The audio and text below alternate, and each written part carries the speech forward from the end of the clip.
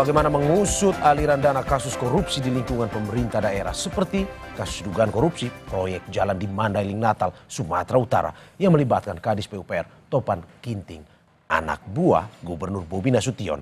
Apalagi Topan Ginting disebut-sebut sebagai orang dekat Gubernur Bobi Nasution. Saat Bobi menjabat wali kota Medan, Topan sempat menjabat Kadis Pekerjaan Umum Kota Medan. Kita akan ulas bersama Dirjen Otonomi Daerah Kemendagri 2010-2014, Johermansyah Johan. Selamat pagi, Prof. Pagi, Mas Mario. Terima kasih sudah hadir di studio pagi ini. Ya, sama-sama. Dan juga pakar tindak pidana pencucian uang Yenti Garnasi melalui Zoom. Selamat pagi, Mbak Yenti. Selamat pagi. Terima kasih Mbak Yenti sudah hadir juga. Dan peneliti Pusat Kajian Anti Korupsi Universitas Gadjah Mada, Zainur Rohman. Selamat pagi, Mas Zainur. Selamat pagi. Oke, selamat pagi Bapak Ibu sudah mau bergabung dan berdialog di Sapa Indonesia pagi hari ini. Saya ke Prof. Johermansyah terlebih dahulu. Prof. Jo, selalu korupsi sampai saat ini di era pemerintah Presiden Prabowo, pemerintah daerah dan korupsi selalu keterikatannya masih tinggi. Betul. Terjadi lagi di dugaan korupsi di Sumatera Utara. Bagaimana Anda melihat ini? Jadi kalau kita pelajari korupsi di pemerintahan daerah itu, sejak kita menggelar pemilihan langsung tahun 2005 sampai kemarin Pilkada serentak 2024 itu belum selesai, belum berhenti lah, masih tetap berlanjut terus. Nah, akar persoalannya salah satu adalah karena Pilkada berbiaya mahal, yang kedua oleh karena birokrasi kita tidak netral, ASN kita kan terpolitisasi di dalam hajatan pilkada itu oleh para politisi. Nah, relasi antara politisi dan birokrasi ini dan ada berbiaya mahal itu setelah pemenangan, setelah mereka memerintah menjadi kepala daerah di mana-mana ini ya kasusnya, kemudian menjerat korupsi, yang korupsi itu adalah birokrasinya dan politisinya. Saya punya data terakhir, korupsi yang menimpa kepala daerah kita yang menyeret juga birokrasi 408 kasus. 408 kasus? Iya, banyak. Tahun berapa itu? Dari tahun 2005 ketika kita menggelar pilkada serentak pertama di Kutai Kartanegara sampai dengan yang terakhir pilkada serentak nasional. Jadi memang ini persoalan yang harus kita carikan jalan keluarnya. Oke, kalau dari Anda Prof, melihat 400 2005 sampai 2024, 20 hampir 20 tahun. Tinggi atau kecil sebenarnya? Wah, itu sebetulnya sudah termasuk yang tinggi sekali. Jadi kalau fenomena itu kita banding dengan negara-negara lain, atau kasus-kasus pemerintahan di masa lalu, era-era sebelum kita masuk di era reformasi, ini yang paling tinggi dan sangat mengkhawatirkan karena itu sangat menghambat untuk meningkatkan pembangunan dan kesejahteraan masyarakat di daerah-daerah kita. Oke, Anda bilang tadi ASN politisasi. Maksudnya seperti apa itu? Ya, ASN politisasi itu begini. Untuk memenangi kontestasi dalam pilkada, ASN ini kan sangat seksi. Dia punya wewenang, dia punya program dan kegiatan, dan dia juga bisa menjadi alat untuk mempengaruhi pemilih. Karena pernah jadi camat misalnya gitu ya, dia punya para pengikut di wilayah-wilayah. Nah, dengan begitu dia kerap kali dipakai oleh orang yang menjadi calon kepala daerah untuk bisa membantu pemenangan. Nah, terutama petahana. Ya, petahana itu sangat memanfaatkan birokrasi. Nah, itu yang kita harus juga betulin, birokrasi yang netral dari politik. Oke, Prof, Anda mau bilang bahwa kalau di kasusnya di Sumut, bahwa ini tersangka Topan ini, orang dekat ini adalah sebuah hal yang lumrah jika pada akhirnya dulu menjadi sekda ataupun jadi di kota, ini sekarang dekat juga akhirnya bisa menjadi pejabat di gubernur. Betul, ya itu yang juga harus kita perbaiki. Bagian dari politisasi juga, Pak? Iya, karena mengapa kok seorang yang di level kota tiba-tiba bisa jadi pejabat top di level provinsi? Ya itu kan karena kedekatan relasi kepala daerah terpilih di tingkat provinsi dengan anak buahnya yang dulu di kota. Nah, padahal kan ada birokrasi di tingkat provinsi yang sudah merintis karir dan juga berpengalaman. Itu tidak dianggap. Maka juga harus diperbaiki cara mutasi rekrutmen orang-orang di dalam sistem pemerintahan daerah kita ke depan. Oke, sebelum saya ke Mbak Yenti, Prof, bagaimana Anda tadi sudah menjelaskan sedikit bahwa harus ada profesionalitas. Meritokrasinya kalau kita bilang tidak ada sebenarnya. Kurang. Kalau yang Anda mau bilang seperti itu. Iya, betul. Kalau Anda mau lihat dari kejadian yang terjadi di Sumatera Utara, Anda mau bilang bahwa ini dulu menjadi camat tiba-tiba jadi kadis PUPR. Harusnya orang teknis sebenarnya yang biasanya menjabat itu, tetapi kok tiba-tiba bukan orang teknis. Betul. Nah itu juga apa yang Anda bisa lihat ini soal kompetensi. Jadi untuk menduduki dalam jabatan itu memang ada seleksi lewat pansel-pansel. Yang sayangnya seleksi pansel-pansel itu rekayasa kebanyakan. Jadi orang yang naik dalam jabatan itu ukurannya harus kompetensi pendidikan, pengalaman kerja. Jadi rasanya kalau orang yang jadi camat ya itu kan tentu pengetahuan pemerintahannya yang lebih banyak ketimbang pengetahuan teknikalnya. Nah untuk jadi kepala PU itu tentu yang akan lebih kuat ya adalah mereka yang berpengalaman di bidang teknik. Jadi kemampuan teknikalnya yang lebih kuat ya. Nah bukan manajerialnya. Jadi yang terjadi sekarang karena kedekatan relasi antara orang yang memenangi kontestasi pilkada dengan anak buahnya itu sering dibawa itu. Dan fenomenanya bukan di Medan aja, around the country, di seluruh pelosok itu asal ada bupati menang jadi gubernur, anak buahnya di kabupaten itu dibawa. Itu mengganggu sekali bagi birokrasi di tingkat provinsi. Saya ke Mas Zainur. Mas Zainur, Anda melihat around the country, hampir seluruh kepala daerah di pemerintahan daerah itu, siapapun yang menang membawa orang-orang dekatnya. Menurut Anda ini bagian dari terima kasih saja karena sudah membantu mungkin memenangkan politisasi itu, atau sebenarnya mungkin saja ada kong kali kong ke depan? Iya, biasanya itu satu paket ya. Jadi kepentingan untuk mengamankan kekuasaan di tempat yang baru. Di kasus-kasus yang lain tidak jarang juga orang bawaan itu karena memang dipercaya. Termasuk untuk mengurus kepentingan-kepentingan kepala daerah yang baru itu. Mengurus apa? Ya mengurus berbagai bentuk penerimaan dari sumber-sumber yang tidak sah. Mengurus bagaimana agar kekuasaannya bisa semakin kuat, semakin menancap. Dan kekuasaan itu bisa long lasting, bisa bertahan lama, bisa berkembang. Sehingga nanti bisa ikut lagi pemilu kada di periode berikutnya. Atau bisa naik jenjang gitu ya. Kasus paling ekstrim terjadi sebenarnya tadi Prof. Jo menjelaskan ya di konteks Sumatera Utara ada di ex-Mentan gitu ya. Syahrul Yassin Limpo itu juga membawa pejabat ya dari bawah ditarik ke atas, dari tarik ke atas sampai puncak begitu ya. Jadi memang ada banyak problem di dalam pemerintahan daerah kita yang harus dibenahi untuk bisa mengurangi resiko terjadinya korupsi. Mulai dari tadi saya setuju dengan Prof. Jo, high cost politik, kemudian bagaimana politik dan birokrasi itu seperti susah untuk dibuat profesional, ya juga bagaimana agar ya meritokrasi itu bisa benar-benar terwujud tidak sekadar sebagai bentuk formalitas. Ya selama ini kan pansel-pansel itu dibentuk oleh kepala daerah, tetapi panselnya sendiri juga adalah orang-orangnya kepala daerah, sehingga yang akan dipilih juga adalah orang-orangnya kepala daerah. Mas Zainur, dalam konteks dalam motif ini Anda tidak melihat bahwa mungkin saja orang dekat yang dibawa mungkin kerjanya bisa lebih nyaman karena orang dekat, mantan dulu di kota, sekarang di Sumatera di provinsi, atau gimana Anda melihat? Iya, nomor satu betul soal kenyamanan, soal kepercayaan bahwa yang dibawa itu memang loyalis. Jadi soal profesionalitas itu nomor kesekian, tetapi yang diutamakan yang pertama adalah loyalitas ya. Kenapa? Karena kan kepala daerah ini punya banyak kepentingan, termasuk ya kalau kita lihat kasus-kasus korupsi itu dioperasionalkan oleh loyalis gitu ya, orang-orang yang dipercaya. Silakan bisa dicek di persidangan kasusnya ex Kementan gitu ya, ex Menteri Pertanian Syahrul Yassin Limpo, itu dioperasionalkan oleh siapa? Dioperasionalkan oleh orang kepercayaannya yang dibawa dari bawah gitu ya.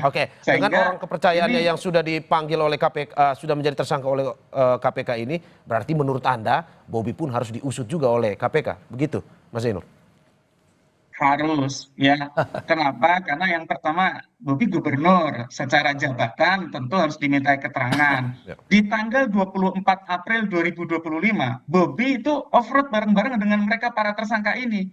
Coba bayangkan ya, tersangka diajak untuk meninjau calon proyek jalan oleh Kepala Dinas PUPR, di situ ada gubernur dan jajarannya.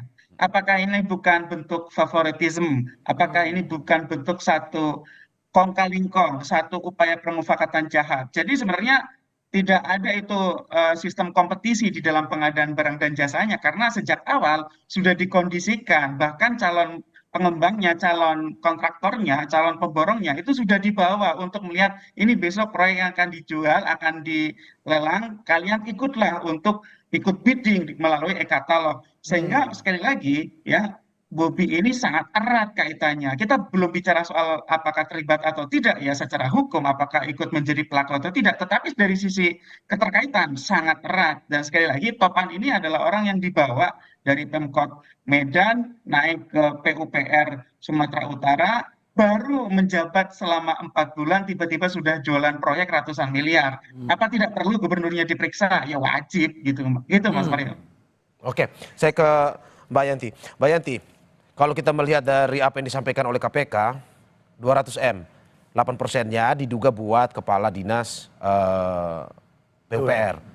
Sisanya yang masih belum tahu nih katanya 12%, belum tahu kemana. Bagaimana kita menelusuri aliran dana seperti itu? Ya, sebenarnya kan begini ya. Kalau OTT itu pasti sudah ada penyadapan.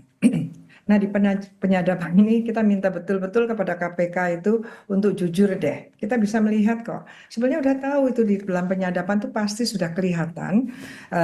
Terlepas ya terlibat apa tidak dan itu harus memang diperiksa. Itu sudah lihat sebetulnya. Sudah kelihatan. Itu kan penyadapan itu kan percakapan sekian lama orang-orang tertentu dan sebagainya. Dulu kita mengenal ada yang namanya menggunakan istilah-istilah apa simbol-simbol dan sebagainya. Ya. Jadi jadi ini udah sangat kental sekali ya. Dan kemudian bahwa ini kan apa ya kayak ijon gitu ya Mas.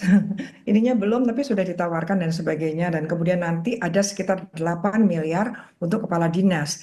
Tidak mungkin kan 8 miliar itu tanpa diketahui oleh gubernurnya. Jadi begini juga Prof John ya.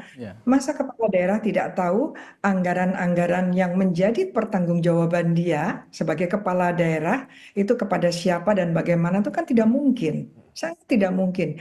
Jadi sekarang ini kita itu kadang-kadang apa ya justru diedukasinya secara salah bahwa seolah-olah tidak dan sebagainya. Biar aja lah mereka mengatakan menafikan bahwa menghindar dan sebagainya, tetapi kita harus jalan dengan logika yang memang betul-betul logika yang sehat bahwa kepala daerah itu pasti tahu. Bahkan di beberapa tempat tuh kepala daerah, wakil kepala daerah tuh langsung di bawahnya pasti kedekatannya dengan PUPR. Kenapa? Karena memang kebanyakan anggaran terbesar di sana. Nah, pasti, apalagi ini ada nepotisme ya, Prof John ya tadi. Nepotisme itu tidak harus dengan anak dan saudara dan sebagainya. Orangnya di bawah itu nepotisme. Nah, nepotisme itu tidak akan lepas dari KKN, korupsi, kolusi, nepotisme. Nah, ini yang terjadi kan seperti ini. Jadi memang penempatan itu rentan sekali. Tadi dikatakan bahwa apa ya, kalau saya mengatakan itu bukan lumrah, itu adalah sangat rentan terjadinya tindak pidana korupsi. Nah ini harusnya Kemendagri, Otda ini harus betul-betul melihat apa-apa sih yang menjadi sumber-sumber akan terjadinya korupsi, yaitu antara lain penempatan, kemudian di ujungnya adalah pemilihan kepala daerah dan sebagainya. Ini kita harus dari sana. Saya kira banyak sekali Prof John yang seperti ini. Oke, Dan Mbak Yanti, sebelum saya ke Prof Jo, saya ingin nanyakan sedikit. Bagaimana kita follow the money sedangkan money-nya saja belum masuk ke orang-orang yang akan diberikan jatah ini? Iya. Begini, follow the money. Follow the money itu kalau sekarang ini follow the money-nya kan money-nya baru diberikan kepada orang yang memegang melaksanakan e-katalog, ya kan gitu kan, sekian juta itu. Nah kemudian kita juga periksa siapa tahu sudah ada sebelumnya kemana-mana orang-orang tertentu yang sudah disebutkan itu kalau pendekatannya pakai pencucian uang seperti apapun sedikitnya dari 230 miliar sekian ada 170 juta yang sudah mengalir itu sudah bisa menjadi pintu masuk untuk dibuka semuanya. Orang-orang yang diperiksa ini asal yang 170 juta itu atas jasa mempermainkan e-katalog itu bisa menyebabkan nanti 230 juta itu akan ada 830 miliar itu ada 8 miliar untuk seseorang untuk yang lain sebagainya itu sudah ada pembagiannya satu. Jadi di situ nanti dari 170 juta yang kecil tadi itu orang-orang yang terlibat disebutkan itu bisa dibuka rekeningnya. Jadi kita sebetulnya nanti kita juga bisa membuka rekening kepala dinas ini. Nanti rekeningnya kita justru berharap dengan pendekatan pencucian uang yang bersangkutan akan dilihat rekeningnya semua, tidak harus terbatas hari ini. Justru disitulah akan ada temuan. Jangan-jangan nanti sebelumnya sudah juga ada transfer masuk ke rekening yang bersangkutan. Ini ada masuk untuk menemukan kejahatan yang lain. Oke, Mbak Yanti. Oke, saya ke Prof. Jo. Prof. Jo, seperti yang dikatakan oleh Mbak Yanti, apakah betul sebenarnya 230M ada 8M yang menjadi bagian jatah dari Kadis PUPR? Apakah betul setiap kepala daerah ataupun kepala daerah yang pernah mungkin Anda tangani pasti tahu sebenarnya dengan tragedi ataupun dugaan kasus korupsi yang terjadi? Tapi sebelum Anda menjawab, Prof. Jo, kita saksikan jeda berikut. Baik.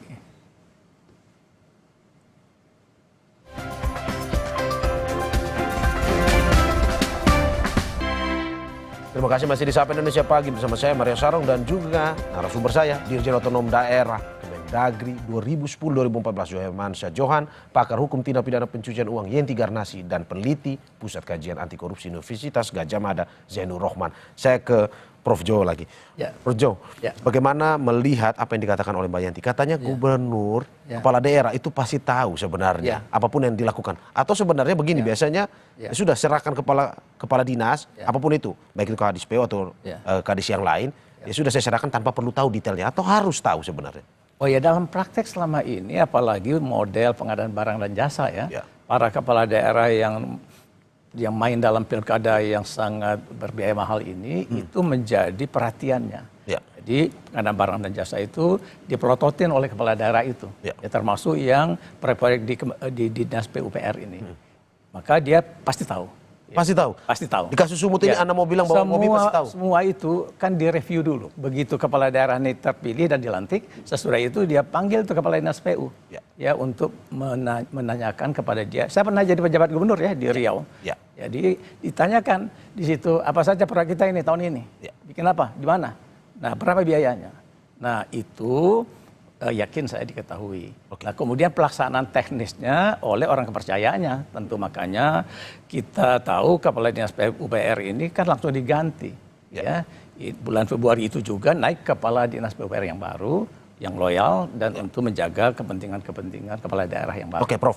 Tahu ini hanya tahu jumlah dari proyeknya atau sampai tahu bahwa akan diduga korupsi berapa?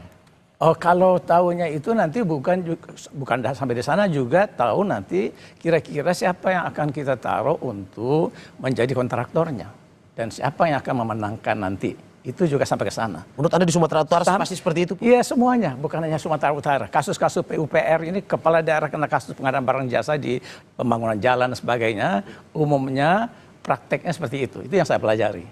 Nah, kemudian ada model pembagian. Gitu ya, pembagiannya kayak gini. Biasa rata-rata 15% sampai 20%. Pengusaha itu kontraktor akan berbagi. Nah, lalu ada persentase yang saya ketahui ini sekitar 4-5% bagi pejabat teknis orang PUPR lah. Nah, kemudian sekitar 10-15% itu porsinya politisi. Porsi politisi ini masuk pemimpin daerahnya ya? Iya, kepala daerahnya barangkali yang kita bisa tepat katakan begitu. Nah, itu kemudian yang jadi soal sekarang OTT-nya seperti Mbak Yanti bilang tadi, OTT-nya kan di awal nih. Nah, bukan OTT yang setelah selesai semuanya proyek pengadaan barang jasa. Ini model baru nih, barangkali Mbak Yanti KPK melakukannya di awal. Di awal. Dengan dalih bahwa ini akan membuat terjaminnya kualitas pembangunan jalannya. Tetapi dengan demikian kemungkinan alirannya belum sampai karena ini baru uang receh-receh yang dilakukan dalam success fee untuk menggiring pemenangan sebagai kontraktor. Oke, Prof, 15-20% jatah tadi menurut yang Anda jelaskan. Ini legal sebenarnya atau tidak boleh? Pasti itu barang haram, kan? Karena itu uang yang diterima dari suap, atas kemenangan atau atas pelaksanaan satu proyek pembangunan jalan yang harusnya uang itu lekat kepada pembangunan fisiknya sehingga bermanfaat bagi rakyat dan berpengaruh kepada turunnya kualitas jalan di sana, pasti itu. Berarti 8% yang di Sumatera Utara itu bukan 8% saja, pasti ada 12%, 20%. Akan ke ujung di situ. Itu ada komitmen sebelumnya di awal. Nanti sekian kalau jadi Nah, kemudian nanti kalau sudah termin turun 1, 2 sampai termin terakhir akan ada persentase mengalirnya terus menerus itu. Sampai ke akhir dari selesainya proyek pengadaan barang dan jasa ini. Oke, Prof. Ini menarik. Mas Zainur, saya dari pengembangan yang disampaikan oleh Prof. Jo, kita mau bilang bahwa dari proyek ini seperti yang tadi disampaikan, proyek-proyek yang dilakukan tidak hanya di PU tapi di dinas-dinas lain, sudah pasti dengan presentasi yang ini berarti lumrah akan ada pembagian jatah nantinya. Iya dong. Kalau tidak dibagi jatahnya, semua akan teriak dan tidak jadi itu penjualan paket-paket pengadaan barang dan jasa. Jadi dalam perkara korupsi, korupsi itu berbeda dengan jenis-jenis tindak pidana lain. Salah satu karakteristik tindak pidana korupsi itu adalah dilakukan secara bersama-sama, berjejaring. Ya. Jarang ada korupsi itu dilakukan oleh pelaku tunggal, itu nggak ada itu. Ya. Yang kedua, ya pembagian hasilnya itu juga merata. Kenapa? Karena kan butuh untuk mengamankan di level politisinya, di level pengawasnya, bahkan di level penegak hukumnya, biasanya kan begitu. Nah, tetapi saya tertarik tadi dari Prof. Jo itu menyinggung soal metode KPK. Betul sekali, Prof. Saya belasan tahun mengamati KPK, Prof. Pekerjaan saya adalah melihat pekerjaan KPK. Jadi KPK selama ini tidak pernah ya OTT di depan ketika bahkan proyeknya belum berjalan gitu ya. Nah, di kasus Sumatera Utara ini KPK kemudian melakukan OTT di depan, proyeknya belum berjalan. Nah, alasan KPK adalah agar tidak terjadi kerusakan di dalam proyek pengadaan barang dan jasa ini. Lebih baik dicegah sejak awal. Nah, ini pencegahan korupsi atau pencegahan terungkapnya perkara. Nah, itu kan menjadi pertanyaan gitu ya. Kan Oke. itu dua hal yang berbeda gitu ya. Oke, Mas Mencegah Zainur, orang pertanyaannya- melakukan korupsi dengan Oke, apa alasan dibalik itu kalau menurut Anda? Apakah mungkin saja biar tidak sampai ke aktor-aktor utama yang akhirnya mendapatkan jatah ini atau gimana dari KPK? Ya, mungkin. ya itu nanti akan terlihat ya di dalam perkara ini, apalagi kalau sudah masuk persidangan gitu ya, nanti akan terlihat apakah sebenarnya perkara ini harusnya bisa terungkap secara utuh atau masih parsial. Nah, tapi saya sih berharap penyidik harus tetap dalam tanda kutip nakal ya. Tidak boleh penyidik tunduk kepada tekanan-tekanan dari manapun termasuk dari atasan mereka sendiri. Kenapa? Karena kan ini bisa menggunakan berbagai cara, Mas. Kalau misalnya aliran uang itu belum masuk, ingat bahwa suap atau gratifikasi itu termasuk juga dalam bentuk janji. Bisa dilihat di dalam Undang-Undang 3199/2001. Ya, yang dimaksud dengan suap atau gratifikasi yang dua-duanya adalah tindak pidana korupsi, itu tidak melulu tentang uang atau barang, tetapi bisa juga dalam bentuk janji-janji. Selama sudah ada bentuk komitmen dan komitmen itu kemudian diiyakan, ada meeting of mind antara pemberi dan penerima, ya, maka itu sudah masuk dalam bentuk kategori tindak pidana suap gitu ya. Apalagi kan ini sudah ada sebagian yang diberikan juga, sudah ada sebagian yang diberikan oleh Akhirun kepada Topan, tetapi kan sisanya yang mungkin ratusan persen sisanya itu kan belum diberikan. Nah, yang belum diberikan itu kan dikhawatirkan sebenarnya adalah data pihak-pihak lain. Itu bisa di tracing dengan metode penyidikan gitu ya, yaitu menggunakan alat-alat bukti yang lain seperti misalnya digital forensik, melihat apakah di dalam komunikasi mereka ternyata sudah ada janji-janji antara pemborong dengan para pejabat, juga bagaimana bisa mempengaruhi saksi-saksi ya. Termasuk tersangka ini kan nanti kan menjadi saksi juga untuk pihak yang lain. Mereka bisa ditawari menjadi justice kolaborator. Kalau ditawari justice kolaborator, mereka bisa dituntut ringan, tetapi mereka harus bersedia untuk membongkar pelaku yang lebih besar, lebih punya kekuasaan, sehingga KPK akan terbantu untuk mengungkap perkara ini secara utuh. Mas Mario. Ya, saya ke Mbak Yanti. Mbak Yanti, bagaimana Anda melihat KPK seperti yang dikatakan oleh dua narasumber saya, Prof. Jo dan juga Mas Zainur? Ini di awal nih. Apa yang Anda lihat? Alasan apa di balik ini? Kenapa lebih cepat dilakukan? Masih 200 juta di OTT. Iya, ya ini sebetulnya bagus juga kan. Emang kita maunya itu kan mencegah. Mencegah. Saya kira bukan mencegah terungkap ya Mas Zainur, tapi ini bagus ya mencegah. Tapi ingat ya, orang-orang itu meskipun belum terima uang, tetapi kalau dia sudah menerima janjinya, menyanggupi, maka saya katakan kata kuncinya itu ada di penyadapan. Nah, itu harusnya sudah bisa. Maka di awal tadi saya katakan KPK harus jujur betul dengan penyadapannya, hasil penyadapannya. Itu mereka sudah komit, ya udah dia berarti kena. Karena dalam hukum pidana itu kan orang itu akan dihukum, satu, tidak harus melakukan. Dua, karena orang yang tidak melakukan, misalnya di lingkungan hidup ya Pak Prof, kalau ada kegiatan lingkungan hidup, kemudian ketua kepala daerahnya tidak melakukan tidak melakukan penghentian setelah diketahui karena dia tidak melakukan, dia ada pidananya. Dan kemudian satu lagi dalam korupsi itu adalah bahwa yang namanya pelaku korupsi itu boleh jadi dia tidak diuntungkan. Itu kita udah jaga betul. Yang penting perbuatannya itu pun bisa dipidana. Artinya begini, kalau memang betul-betul nanti hakimnya bagus, orang-orang pejabat-pejabat ini meskipun dia belum menerima uangnya, baru janjinya, dia akan dipenjara. Itu. Dan itu akan lebih menyakitkan kan tentunya. Jadi kalau sekarang ini kan modelnya orang-orang itu kan di penjara nggak apa-apa, toh uangnya sudah ada, gitu ya Mas Zainur. Ya. Nah ketua Mahkamah Ketua Mahkamah Agung itu harusnya halo, Halo, ya, Mbak Yanti. Ketua Mahkamah Agung ini harusnya memberikan perhatian besar ya kepada hal ini Ya. bahwa seperti ini nih penting sekali karena kita juga tidak mau program itu menjadi terbengkelai. Ya. Kecuali kalau kita nanti sudah punya undang-undang aset recovery, ya kan? Karena nanti semua korupsi-korupsi itu ketika uangnya sudah dikembalikan berdasarkan putusan hakim, seharusnya recovery itu adalah dikembalikan untuk program yang gagal tersebut gitu. Oke, Mbak Yanti. Iya. Saya ke Prof. Jo. Prof. Jo, bagaimana Anda melihat ini bahwa tadi seperti yang dikatakan, hampir seluruh kepala daerah kalau terpilih ya sudah pada akhirnya ada dugaan-dugaan korupsi seperti ini.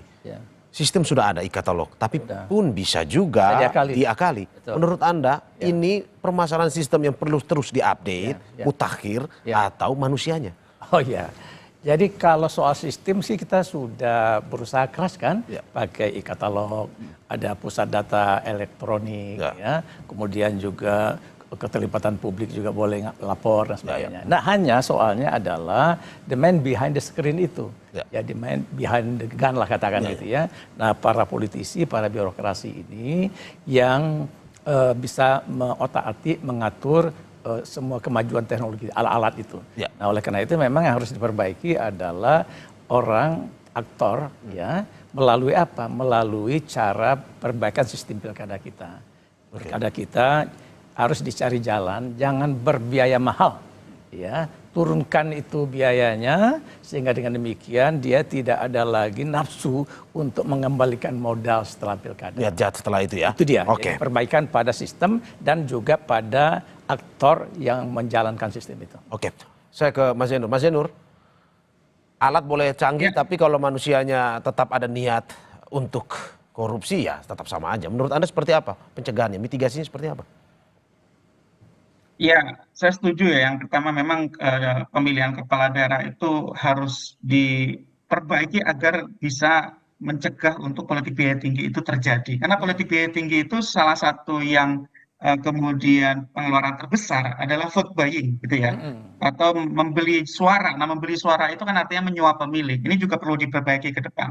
Yang kedua, tentu dari sisi tata kelola pemerintahan di daerah, ya. Pengawas di daerah, inspektorat di daerah itu tidak berfungsi kalau pelaku pelanggarannya adalah kepala daerah.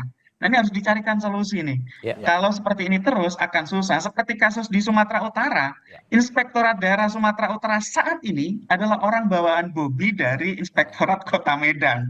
Pertanyaan saya, kalau yang melakukan kenakalan pelanggaran adalah Bobinya atau kepala daerahnya, apa bisa melakukan pengawasan? Dia orang bawaannya Bobi sendiri. Itu harus dicarikan jalan keluarnya. Yang ketiga adalah bagaimana agar akuntabilitas ya, bagaimana sistem pelaporannya itu terus diperbaiki.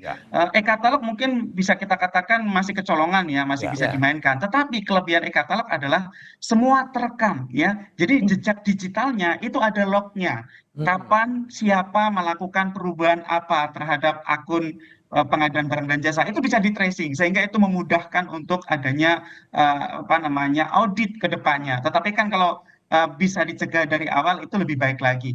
Sehingga Mas Mario, memang ini kompleks ya, termasuk menurut saya yang paling penting adalah disinsentif bagi para pelaku tindak pidana korupsi. Ya pemiskinan itu tadi yang menurut saya sangat efektif untuk membuat orang berpikir melakukan korupsi ya. Pemiskinan itu yang artinya yang pertama ini adalah melakukan perampasan aset hasil kejahatan. Itu yang pertama. Yang kedua adalah bagaimana resiko denda itu dinaikkan ya. Denda sekarang 1 miliar misalnya itu tidak kerasa untuk orang-orang yang Oke. berkuasa gitu ya. Dendanya menurut saya harusnya misalnya adalah 3 kali lipat dari nilai kerugian negara, bukan dari hasil korupsi. Karena di dalam pasal 18 Undang-Undang Tipikor, bahkan uang pengganti itu sebanyak-banyaknya adalah harta yang diterima oleh pelaku, bukan jumlah kerugian yang terjadi. Sehingga ke depan ya harus dinaikkan risiko orang melakukan korupsi. Yang pertama risiko terungkapnya besar, yang kedua risiko di penjara badannya tinggi, yang ketiga adalah risiko dimiskinkannya itu jauh lebih tinggi sehingga bisa menyebabkan seorang pelaku itu dalam tanda kutip menjadi bangkrut. Dia punya risiko tinggi termasuk dari sisi ekonomi. Karena korupsi Mas Mario adalah tindak pidana yang bermotif ekonomi sehingga disinsentifnya juga harus punya corak ekonomi. Nah Ekonomi ini yang pula. sampai sekarang kita tidak ada kemajuan nih. RUU Oke. perampasan aset yang sebenarnya draftnya masih kerdil itu pun tidak ada kemajuan sampai sekarang. Apalagi bisa disahkan, Mas Mario. Oke, saya ke Mbak Yanti. Mbak Yanti, bagaimana Anda melihat mitigasinya seperti apa sehingga ini pada akhirnya tidak juga dari korupsi ini tidak menyebabkan kasus-kasus lain seperti TPPU dan juga kasus lainnya? Iya, begini. Kalau saya ya selalu berkaitan dengan karena ini OTT harus melihat betul-betul dilihat berkaitan penyadapan. Mas Jainur, ini Prof, Ya. ini bukan berarti tidak ada uang loh. Siapa tahu di April itu sudah ada uang pelicin lah, uang penghiburan lah, apapun itu. Itu perlu. Itu jadi jangan hanya berpikir bahwa uang yang hanya akan dikucurkan dari 230 sekian miliar itu. Siapa tahu ada. Maka walaupun kecil tadi Prof. John, itu yang kecil-kecil, yang receh tadi, receh itu pintu masuk untuk ada masalah TPPU. TPPU-nya orang ini berkaitan dengan orang-orang kepala dinas, gubernur, dan sebagainya. Dan kalau menggunakan penyangkaan TPPU, maka orang-orang yang disebutkan tadi bisa dibuka rekeningnya. Nanti kita berharap menemukan juga, jangan-jangan sejak di balai kota pun ada transaksi-transaksi yang mencurigakan. Dan di sini nanti PPATK harus betul-betul juga jujur. Maaf ya, saya Ya. agak kepercayaan ini saya sekarang ini Mas Zainur ya, baik dari penyidik, kejaksaan maupun Mahkamah Agung. Saya katakan tadi bahwa kita berharap kalau hakimnya ini benar-benar profesional dan integritasnya Oke. terjaga, meskipun tidak menerima uang, belum menerima uang, tapi dia sudah